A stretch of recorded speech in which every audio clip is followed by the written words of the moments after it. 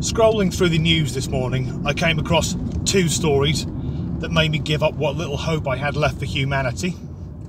The first concerns a minority group, and just to be clear, I'm from a minority group. I'm left-handed, and although for me being sinister, the worst thing that's happened is that my handwriting's shit and I can't use scissors. There was a time when we were being burned as witches and oppressing people for being left-handed that only stopped relatively recently.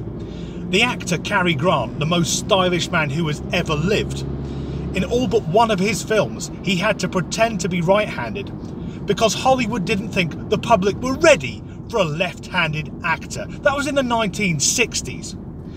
It also doesn't help if you're from a minority group if some other members of that group are arseholes, and us lefties have got the two most evil men who've ever existed, Osama bin Laden and Justin Bieber. But the minority group in this story are a minority group who are in the media a lot, and that's the trans community. And I say this a lot, I've got nothing against trans people, I've got friends who are trans, and if that applies to you, I hope wherever you are on your journey, I wish you the very best. But there seems to be this hard line within the trans community who go out of their way to be offended by fucking everything. They're like professional victims. And Snapchat is very popular if you have a mobile phone or cell phone if you're from the colonies.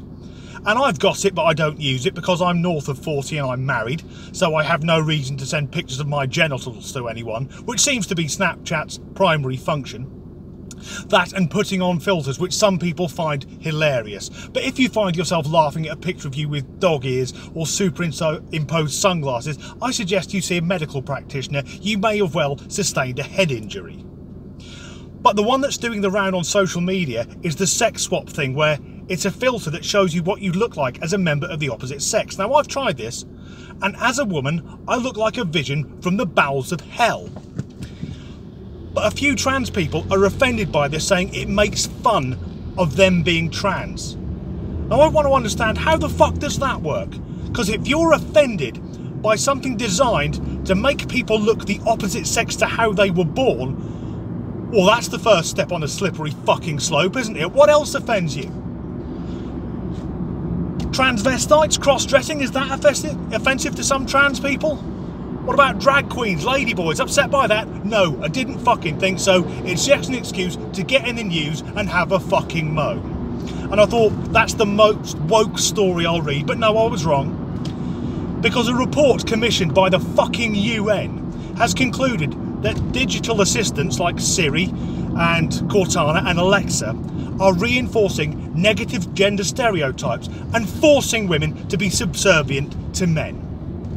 Now, the thinking, what there is of it behind this, is that because these devices come with a female sounding voice installed, it's teaching men that women should be there for them at all hours of the day and night and should do what they're told when they are told. Now, whoever has published this report has also overlooked a study from around 15 years ago that found that men paid less attention to female newsreaders than male newsreaders. So surely these devices are conditioning us men to listen to what women have to fucking say. Now, I use Alexa. See, that sounds wrong. I use Alexa.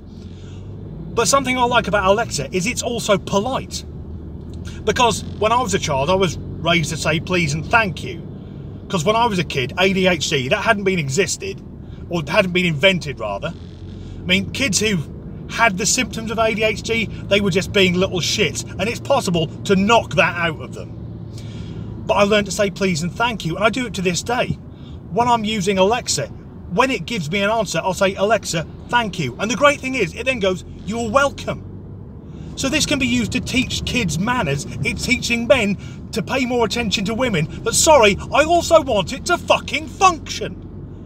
So if I ask Alexa, what's the weather going to be like at the weekend? I don't want it to go, oh, you sexist bastard, look it up yourself.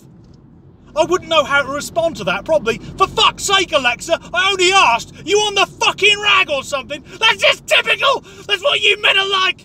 I'm spending the weekend with Siri. She understands me. You don't love me anymore. But I thought we can play these two stories off against each other. Because where the fuck does this person from the UN get off assuming that that's what women sound like? You saying they're all the same? Because I happen to know my Alexa, until 2 years ago, she was a forklift driver called Brian.